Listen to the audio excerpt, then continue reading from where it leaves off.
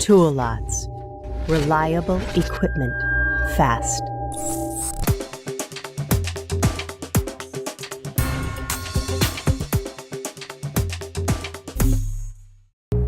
So here I'm standing in front of the 2030 cantilever style cutting system, and we're going to go over the basic components of this system.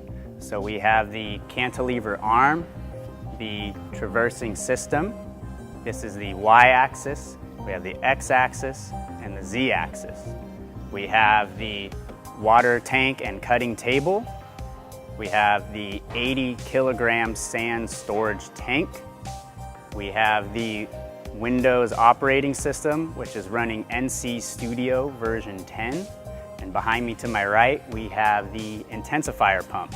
And this specific model is a 60,000 PSI intensifier, and it actually has 2 of them. So now that we've gone over the basic components, let's look at some of the spare parts. So upon receival of your shipment, you will receive some spare parts, including the ultra-high pressure water fitting, the ultra-high pressure water line,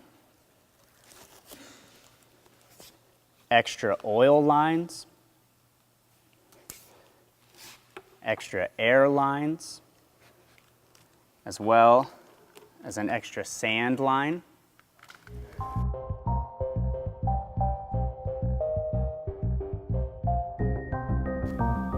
the electrical box, which the 380 volt transformer is hooked up to, an air regulator, air coupling, ultra high pressure water coupling,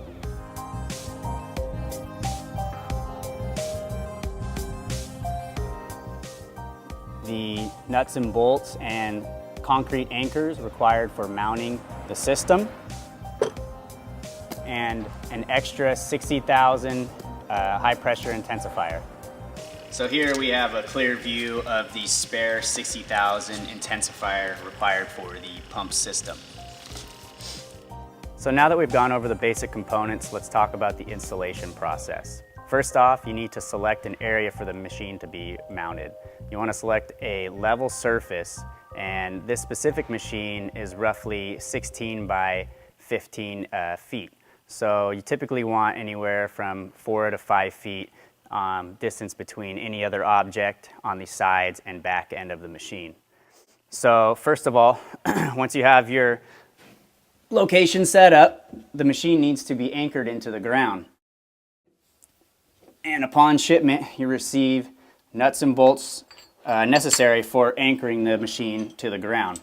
So first, you're going to need to create a hole and drive your anchor into the ground, and use your washer.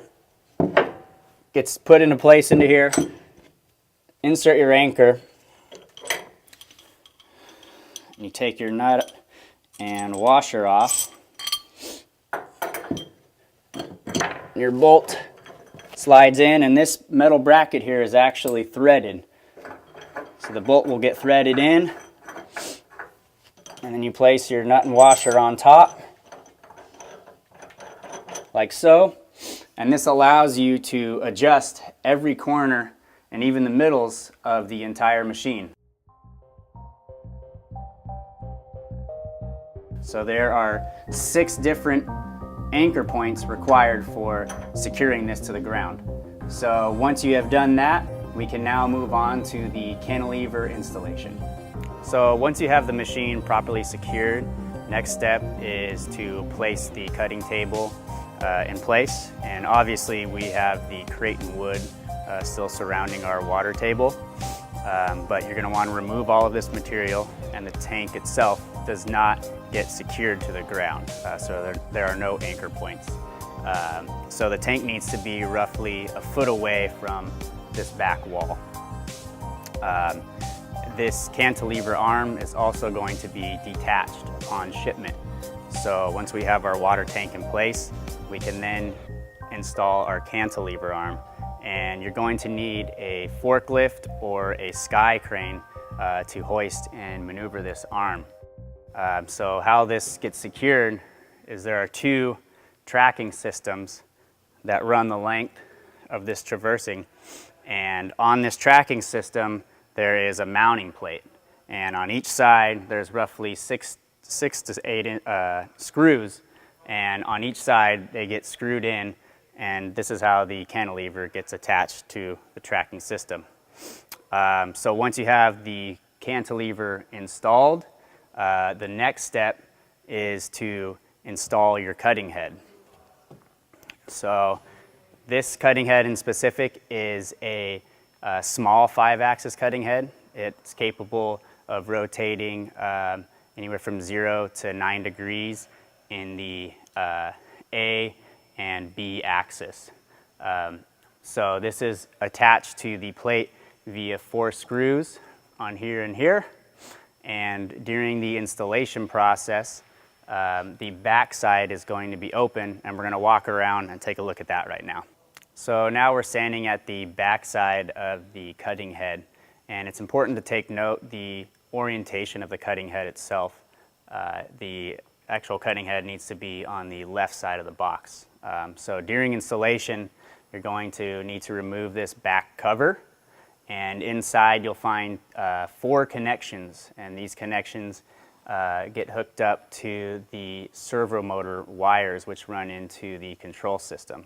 So these wires need to be fed in through the openings and connected inside, and once you have that done, you want to ensure that the provided rubber gasket is in place and properly secured to prevent any water from getting inside the cutting head and damaging any of the electronics. So now that we've gone over that, let's go ahead and talk about the sand feed system on the other side.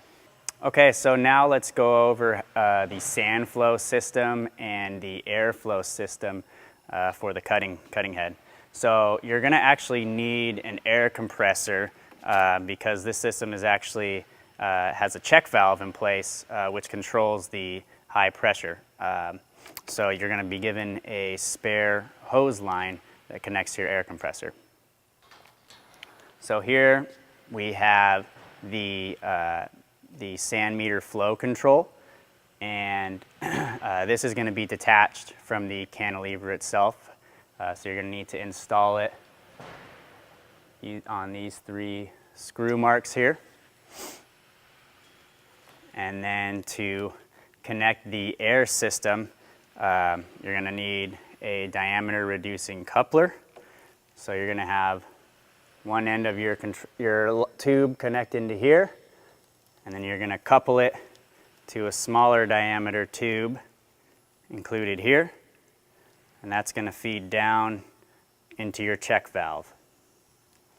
You're also going to have another air line coming from here to here, and you'll be able to regulate the flow of sand at this point here.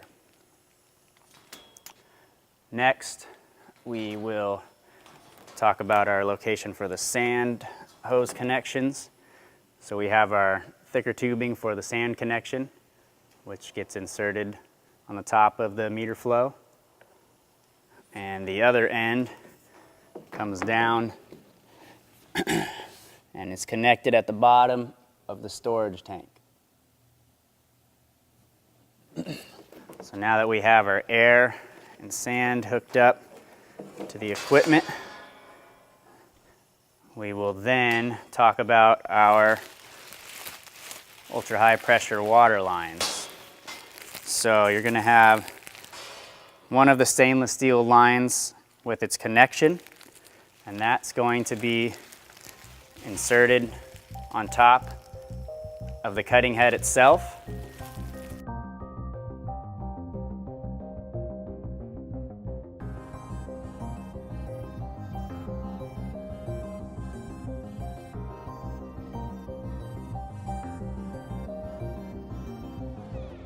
And run up like so on the top of the cantilever arm. And then that end will be connected to your other stainless steel line, which is then run over to your water intensifier and cumulator connection port. So once you have your water lines hooked up, we can now go over the servo line connection to the operating system. So now let's talk a little bit about our control system. This specific system is 220 volts, single phase. And this is where you're going to run your CAD modeling and the NC Studio version 10. This is also where we have our power signals, our 220 voltage line, and we have our plus and minus servo line connections for the various axes. And you'll notice that we have 5 different plugs, one for each of the axes. And we have 2 rows of them, so plus and minus. And each of these wires are labeled using the zip tie method. So when you receive the equipment, the servos inside the traversing axis are already going to be wired and labeled with the same number of zip ties. So all you have to do is match it up and plug it into the system here. So now that we've gone over the control system, let's talk a little bit about the intensifier.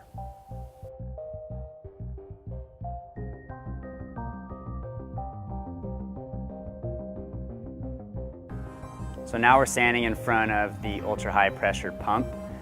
We can see here the 2 intensifiers, and when you receive this pump, it's already going to come pre-assembled with the stainless steel lines from the intensifiers to the accumulator.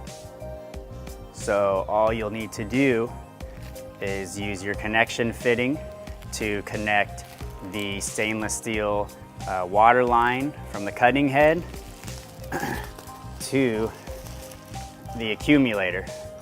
And the accumulator, the connection nut just screws in right here, like so.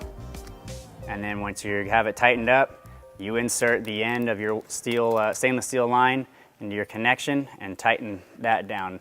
We can move to the back side of the pump and we can talk about our water line installations. So now that we have our ultra high pressure stainless steel lines connected to the intensifier, we need to hook up the water and coolant lines. So we have inlet and outlets for the coolants.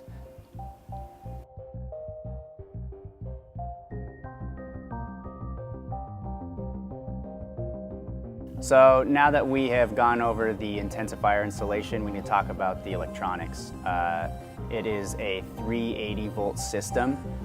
So if your warehouse is equipped with 480 or a higher voltage, you're going to need to wire your main voltage into a transformer that supplies a 380 volt. And then you're going to wire that directly into the breaker switch. And you can see it's a 3-phase system. So from here, you're going to transfer your 380 volt down to your power block, power supply from the 3 outputs to the electronic motor of the intensifier. Once those are hooked up, you now need to connect these other 4 wires, which are number coded, as you can see there. And you can take these wires and come over to the intensifier electrical box, and you'll see that all of the wiring is also number coded.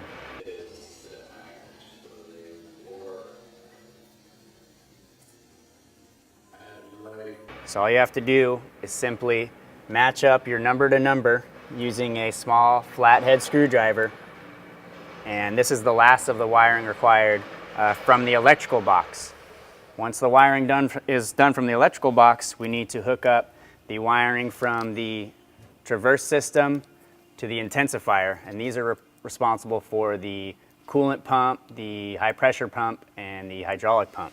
And these wires specifically are coded with Chinese writing, but we're going to provide you a schematic on how to properly wire these up to the number codes.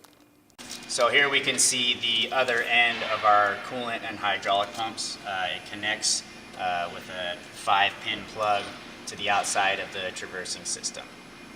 Alrighty, now that we have our intensifier hooked up, our control system wired up, and our sand control system installed, we can put the final touches on the machine.